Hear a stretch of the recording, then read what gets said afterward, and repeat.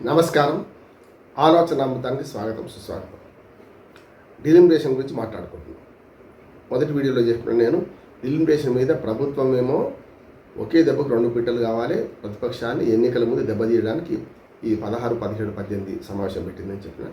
దాంతోపాటు ప్రతిపక్షాలకు అవగాహన లేకుండా దక్షిణ భారతదేశం ఓ రకంగా మాట్లాడుతుంటుంది. జాతీయ పార్టీలలో కాంగ్రెస్ పార్టీ అయితే రేవంత్ రెడ్డి దక్షిణ భారతదేశానికి అన్యాయం అయింది అంటాడు, పెంచాలంటాడు, ఇంకా ఉత్తర భారతదేశం తగ్గించాలంటాడు. ఆ మాట కాంగ్రెస్ పార్టీ ఒప్పుకోదు కదా. కనుక దీనికి పరిష్కారంగా నేను చెప్పేది ఒకటే. ఎందుకంటే బీసీల రిజర్వేషన్ వేరు, అదేమో ఖచ్చితంగా చట్టసభలో బిల్లు పాస్ అయ్యి బీసీలకు కూడా ఎస్సీ ఎస్టీ లాగా రిజర్వేషన్ ఇస్తే వాళ్ళకు కూడా ఎంతే మహిళలకు వస్తే పురుషులకు వస్తుంది, అది వేరే సంగతి. ఇప్పుడు మరి విన్ సొల్యూషన్ ఏంటి, పరిష్కారం ఏంటి? నిజంగా సీట్ల పెంపు అవసరమా అంటే అవసరమా కంటే అవసరం లేదంటున్నాను. ఉన్నాయి 543 చాలు, వీళ్ళకి అంతకన్నా ఎక్కువ ఎందుకు? అసలు చట్టసభల సభ్యులు అభివృద్ధికి సంబంధం లేదు కదా.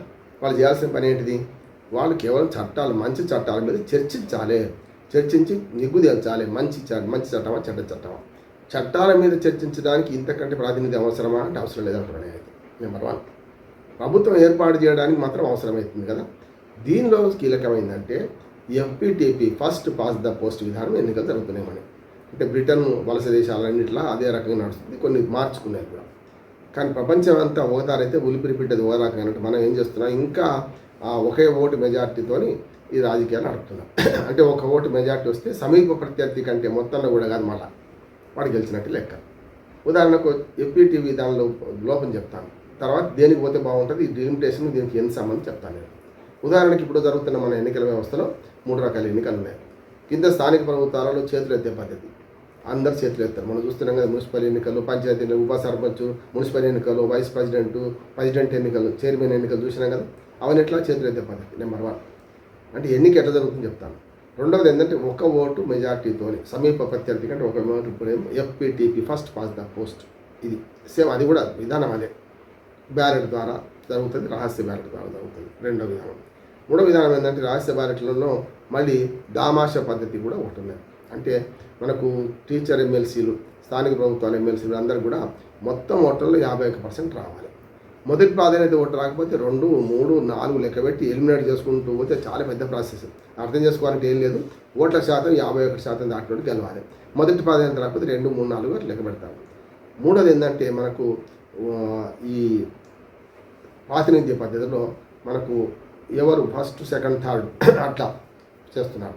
అది దామాష పద్ధతి ఎన్నికల విధానం లేదు, ఓట్లను బట్టి సీట్లు రావు.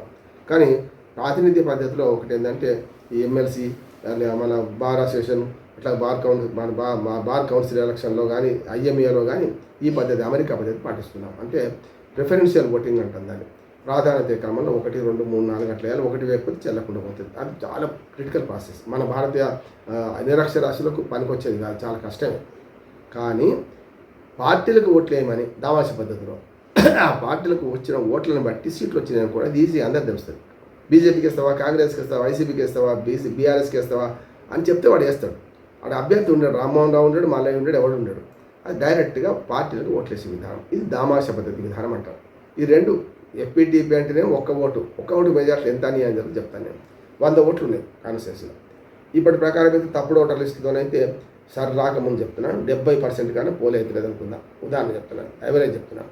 70 పోల్ అయింది అంటే 30 పోయినట్టే కదా. ఉన్న 70లో 4 పోటీ చేశారు అనుకుందాం. 20% ఓట్లు వచ్చినాడు, 25% ఓట్లు వచ్చినాడు గెలుస్తున్నాడు. ఎట్లా?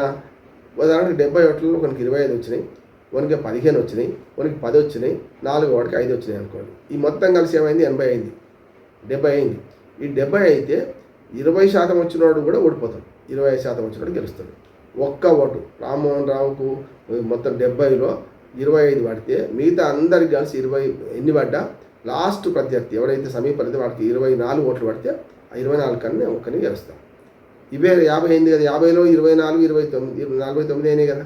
అటువంటి అప్పుడు ఏమవుతుందంటే ఒక్క ఓటు మెజార్టీ అనే దానివల్ల ఎక్కువ మంది ప్రజలు వీరు వ్యతిరేకంగా ఉన్న అభ్యర్థి గెలుస్తున్నారు. ఇది FPTPలో ఉన్న పెద్ద లోపం. నేను క్లియర్ చెప్తున్నాను కదా. 24 ఓటు 25 ఓటు వస్తే ఇవే 49 అయినాయి, మిగతా 21 ఓట్లు చీలిపోయినాయి అనుకోండి. 5, 10, 15 మిని పడ్డాయి అనుకోండి. ఇప్పుడు 24, 25 మధ్యన ఒకటే ఓటు తేడా. కానీ మీరు మొత్తాన్ని చూసుకుంటే 24 వ్యతిరేకం వీడికి ఓటు, ఆ వచ్చిన 20 కూడా వ్యతిరేకం, 21 కూడా వ్యతిరేకం. అంటే 46 మంది వ్యతిరేకించి 25 మంది మాత్రమే సహకరిస్తే వీళ్ళు గెలుస్తున్నారు. ఇది తప్పు విధానం కదా. తక్కువ మంది ఓట్లను మద్దతున్నాడు గెలుస్తున్నాడు. అందుకనే వచ్చే ఓట్లకు వచ్చే సీట్లకు ఏమి సంబంధం లేకుండా పోతుంది. ఉదాహరణకు 30% ఓట్లతోని 45% ఓట్లతోని మనకు 300 సీట్లు గెలుచుకున్న బీజేపీని చూసినాం, కాంగ్రెస్ని చూసినాం. అంటే ఓట్ల శాతానికి సీట్లకి ఏం తేడా లేదు. అందుకని ఇది కాకుండా ఉండాలంటే ఎఫ్పీటీపీ పద్ధతి తీసేసి దామాష పద్ధతి. దీనిలో ఏంటంటే పరిష్కారం చెప్తున్నాను. దామాష పద్ధతిలో కనుక ఈ ఉన్న సీట్లలో పార్టీలు ఉంటాయి, కానీ నియోజకవర్గాలలో ఉంటాయి. నియోజకవర్గాలు ఏంటంటే అభ్యర్థి పేరు ఉండదు, మొత్తం ఓటింగ్ శాతం జరుగుతుంది. దానిలో కూడా గ్రామీణ నియోజకవర్గాలు, పట్టణ నియోజకవర్గాలు, మళ్ళీ అన్ని చాలా నియోజకవర్గాల పునర్విభజన జరగాల్సింది.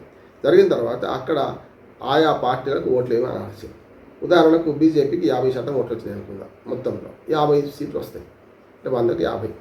అట్లానే కాంగ్రెస్ పార్టీకి 52% సీట్లు వచ్చినాయి అనుకోండి, అంటే వీడు 48 వాడు 52 అవుతాయి. అప్పుడు 52% లెక్క ప్రకారం వాళ్ళకి వస్తాయి. అంటే ఓట్లను బట్టి సీట్లు వస్తే అప్పుడు దామాషా పద్ధతిలో లిస్ట్ ఉంటారు, పార్టీల లిస్ట్ ఉంటుంది. ఈ 52% ఓట్లు వచ్చిన కాంగ్రెస్ పార్టీకి ఎవరెవరికి ఎవరు ఏ ప్రాతినిధ్యం ఇవ్వాలి అని రాష్ట్రాల వారి దామాషా, మొత్తం దేశంలో దామాషా అంటే మళ్ళీ అదొక కష్టం అవుతుంది. రాష్ట్రాల వారి దామాషా పద్ధతి ఉంటుంది. ఇది చాలా వివరంగా చెప్పాల్సిన ఇంకో ఎపిసోడ్ అవుతుంది కనుక దామాషా పద్ధతిలో మాత్రం జరుగుతుంది. ఇప్పుడు ఏం చేయొచ్చు అంటే నేను ఇదే దాన్ని ఇప్పుడు 33% ఎందుకు వేస్తున్నారు? 50% ఆల్రెడీ మొత్తం ఉన్న 100% పురుషులు మహిళలు పోటీ చేయొచ్చు, మహిళలకు ప్రత్యేకంగా రిజర్వేషన్ లేవు కనుక పెంచుదామనుకున్నారు కనుక చేస్తున్నారు. ఈ ఉన్న పురుషుల నుంచే 130 తీయొచ్చు సీట్లు పెంచకుండా. అప్పుడు దామాష పద్ధతి చేసిన అనుకోండి, అప్పుడు ఆటోమేటిక్గా మన మహిళలకు కూడా 33% పార్టీలో వేయాల్సి వస్తుంది కదా, వద్దన్న పార్టీలో వేయాల్సి వస్తుంది కదా వాళ్ళ కోటాలో. అది కాకుండా పెంచుదామనుకున్నది ఏంటంటే పురుషులకు అన్యాయం జరగవద్దు. ఇప్పుడున్న పురుషులందరూ మళ్ళీ నియోజకవర్గం ఆగమైతే పెండాలను బిడ్డలను ఇట్లా దించాల్సి వస్తుంది, తల్లులను ఇట్లా చెల్లెలను దించాల్సి వస్తుంది. కనుక ఇప్పుడు ఏం చేద్దామని అనుకున్నారంటే 33% ఎక్కువ పెంచితే ఆ 33% పెంచిన దాన్ని కూడా దామాష పద్ధతి తీసుకొచ్చారు అనుకోండి, అది ఆటోమేటిక్గా మొత్తం దామాషా పద్ధతి ఒక మార్గం. కొన్ని దేశాలు ఏముందంటే సగం దామాషా సగమేమో మన ఎఫ్పీటీపీగా వచ్చే ఎన్నికలు జరుగుతున్నాయి. అట్లానే చేయండి. అట్లా కూడా ఇష్టం లేదు. 1/3 దామాషా, పెంచే సీట్లు దామాషా. ఇప్పుడున్న సీట్లు ఏమో ఆల్రెడీ వాళ్ళు నియోజకవర్గాలు పోతే ఎవడో ఒప్పుకోడు కదా, ఉన్న నియోజకవర్గం అట్లే ఉంచుదా అంటే అట్లే ఉంచడం అంటే జనాభా లెక్కల ప్రకారం ఆయా రాష్ట్రాల్లో మళ్ళా పునర్విభజన జరగాల్సిందే. అట్లా ఉంచినాం అనుకోండి, అప్పుడు ఏమవుతుందంటే ఈ కొత్త సీట్లన్నా కనీసం దామాషా పద్ధతిలో చేసుకోవచ్చు. దామాషా పద్ధతిలో అన్ని వర్గాలకు అవకాశం కల్పించే అవకాశం ఉంటుంది. బీసీలకు అప్పుడు ఇవ్వచ్చు.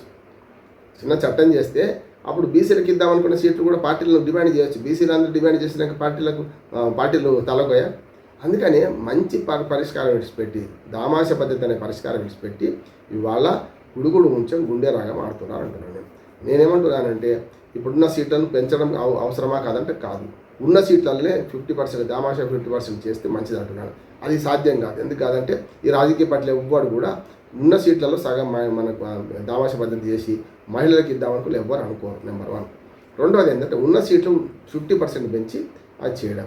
ఇక రాహుల్ మన రేవంత్ రెడ్డి ఆలోచన ప్రకారం ఏంటంటే ఆడ 120 అయితే 160 అంటుంది తప్పు లెక్క, కానీ 120 అయితే కదా మన ఉత్తరప్రదేశ్లో వాళ్ళు 125 కావాలి, వాళ్ళు మందే కావాలి, మనకున్న 17 26 కాదు 35 కావాలి అంటున్నాడు. అట్లా సాధ్యమవుతుందా? అది రాహుల్ గాంధీ ఉత్తరప్రదేశ్కి అన్యాయం చేస్తా మన దక్షిణ భారతదేశం న్యాయం చేస్తా అంటే అనగలుగుతాడా? అనలేడు కదా. అంటే వాళ్ళ పార్టీలని జాతీయ పార్టీలు అంగీకరించిన అంశాలను పట్టుకొని ఈయన పోరాడుతున్నాడు అంటున్నాడు.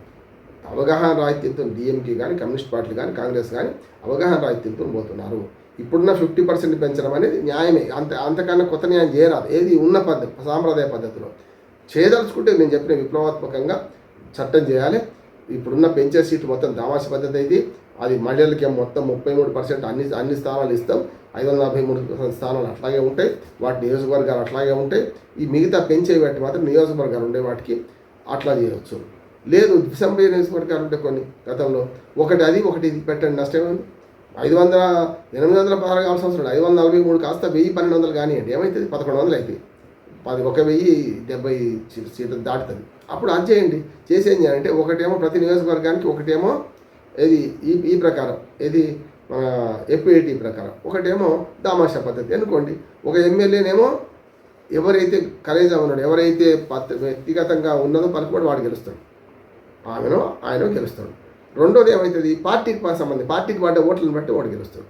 మంచి లేదా ఇప్పుడు? అందుకని అనేక పరిష్కారాలు ఉంటాయి. కొంచెం అవుట్ ఆఫ్ ది బాక్స్ ఆలోచించాలి, అప్పుడు పరిష్కారం దొరుకుతుంది. ఇప్పుడు వీళ్ళు గుడుగుడు కొంచెం ఏంటంటే కాంగ్రెస్ని ఎట్లా కార్నర్ చేయాలని బీజేపీని ఎట్లా కార్నర్ చేయాలని కాంగ్రెస్, ఇంత తప్ప ఏమీ వీళ్ళకి అవగాహన లేదు. నియోజకవర్గాల పునర్విభజనలో మేధావుల సలహాలు తీసుకోవాల్సిన అవసరం ఉన్నది. దాంతో నేను ఒక్కనే చెప్పింది కాదు, నేను చెప్పిన పరిష్కారం ఒకటి, ఇది కరెక్టా కాదా తెలుసా, నష్టం ఉంది. ఇదంతా విడిచిపెట్టి ఇవాళ గుడుగుడు కొంచెం గుండె రాగమని పూర్తిగా అధ్వానంగా చర్చ నడుస్తున్నది. దక్షిణ భారతదేశానికి ఇప్పుడున్న పద్ధతి ఏది బీజేపీ ప్రతిపాదిస్తున్న సమయం తప్పంటున్నాను, కానీ పద్ధతి కరెక్టే ఉన్నంతలో, ఇది తప్పదు దానికంతే. దక్షిణ భారతదేశానికి ఇప్పుడున్న అని ఏమైంది అప్పుడు కూడా అదే ఉంటుంది, అదే రేషియో ఉంటుంది కదా. ఇక్కడ పెంచినప్పుడు అక్కడ పెంచితే రేషియో అయితే మారదు కదా. అక్కడ పెంచుతున్నారు కానీ ఇక్కడ పెంచకుండా ఊరుకుంటలేరు కదా. జనాభా లెక్కల ప్రకారం అస్సలు తీసుకుంటలేరు. ఈ రెండు విషయాలు ఈ మన ప్రతిపక్షాలు గమనించాలి. ఇప్పుడు కాకుండా నేను డిమాండ్ చేసేది ఏంటంటే 2020 మన 26 ఏప్రిల్ 29 తర్వాత ఈ ఎన్నికలు ముగిసినాక ఒక్కరోజు తేడాలు పెట్టి రిజల్ట్ రాకముందు పెట్టాలి. అది ఎవడొద్దంటున్నాడు? ఇక ప్రజా తీర్పు అయిపోయాక ఈవీఎంలో నిక్షిప్తమైనాక ఈ సమస్య లేదు కదా. ఇప్పటికే బీజేపీ ఏమో ప్రతిపక్షాలను ఇట్లా ఆనగదొక్కాన్ని రాజకీయం చేస్తున్నది, ప్రతిపక్షాలకు అవగాహన రాహిత్యంతో ఈ రాజకీయం చేస్తున్నారు. దీని మీద మంచి చర్చ జరగాల్సింది. ఆరోగ్యకరమైన చర్చ వల్ల మజ్జిగ చిలికితేనే వెన్న వస్తుంది, వెన్న పరిష్కారం. కనుక మజ్జిగ చిలికితే వెన్న వచ్చినట్టే ఈ అంశాల మీద మంచి చర్చ పెట్టాలి. అప్పుడు మాత్రం నేను చెప్పిన అభిప్రాయాలని ముందుకు వస్తాయని నేను అనుకుంటున్నాను. నమస్కారం.